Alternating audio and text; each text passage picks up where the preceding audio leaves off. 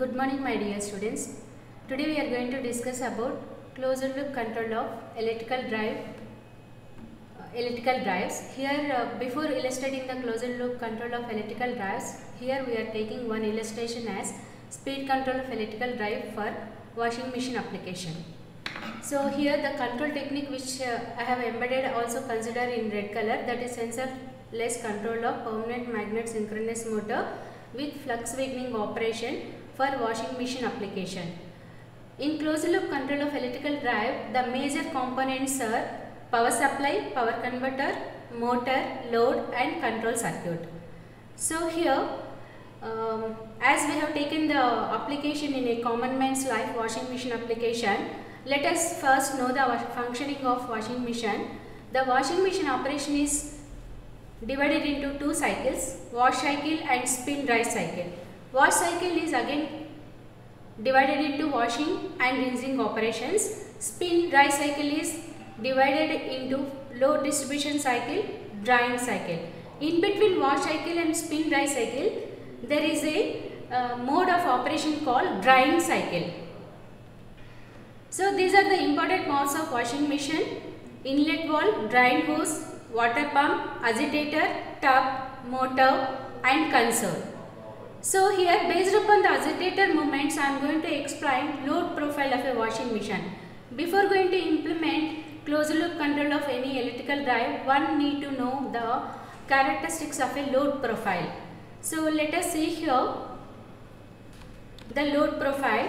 Here agitator rotation you can observe here. The agitator rotation with red color arrow mark is indicated here, that is a clockwise direction for some time and it is resting for a while, then in the counterclockwise direction. So agitator movement is clockwise direction, it is resting for a while and it is in the counterclockwise direction. Based upon the rotation of this agitator valve, I am going to explain the load profile of a washing machine here. Before going to block diagram of a proposed work, let me explain the load and speed profile of a washing machine here. As mentioned previously, the load cycle is washing machine operation is divided into wash cycle and spin dry cycle. In between these two cycles of operation, there is a mode of operation called drying operation here. So during wash cycle, there are two subdivisions, washing operation and rinsing operation. In case of washing operation, as I told that agitator is moving in the clockwise direction and hence the load torque required is positive load torque, and it is resting for a while, so that there is no requirement of load torque, 0 Newton meter. While it is rotating in the counterclockwise direction, so negative load torque is mentioned here. So positive, 0 and negative torque. This is during the washing cycle of operation. The same cycle of operation repeats for few more cycles. Whereas during the rinsing mode of operation, as rinsing consists of cloth as well as the water, the load requirement of the torque is more than the washing cycle of operation, and hence you can observe that more than this one there is a torque is required in this case of rinsing operation. And again the mode of operation is same, positive torque, 0 and negative torque. This also repeats for few more cycles. And during the drying operation, there will not be any operation held by the drum, that is 0 Newton meter is required here. Only operation happens in this mode of operation is water is getting drained off from the drum. Whereas during the spin dry cycle, load distribution and drying cycle operations, during the load distribution cycle, the clothes are going to get distributed uniformly across the drum of a washing machine, and hence load torque is required here, maybe around 2 Newton meter. So plus 2 Newton meters and minus 2 Newton meters are required during the load distribution cycle.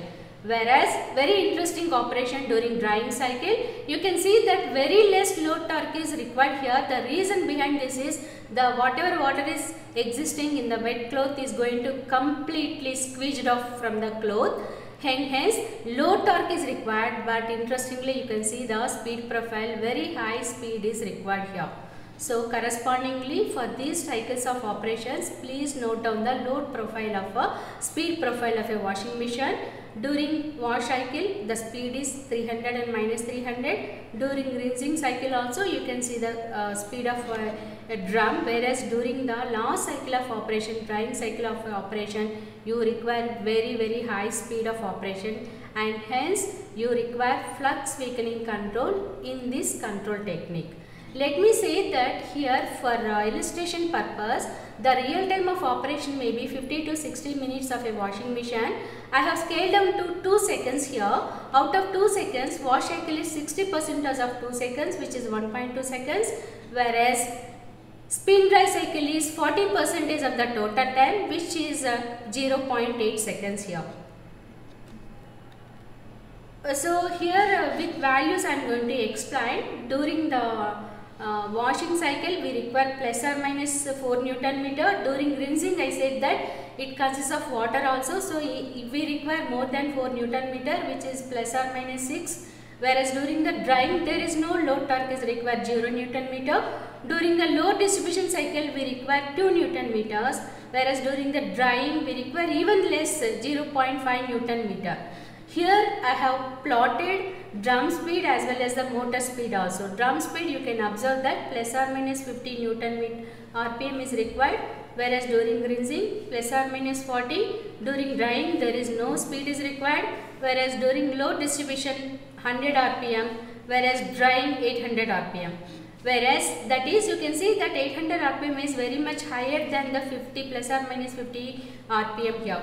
Motor speed you can observe that 300 to minus 300, 240 to minus 240, 0 RPM, 600 RPM and 4800 RPM. Here I would like to say one thing, that the drum speed here is close to 300 RPM, whereas the motor rated speed is 1500 RPM.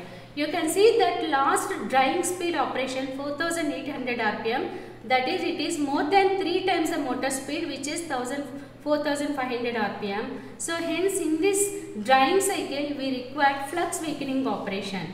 So this is what I would like to say, that before going to apply electrical drive to any load, one need to know the profile of a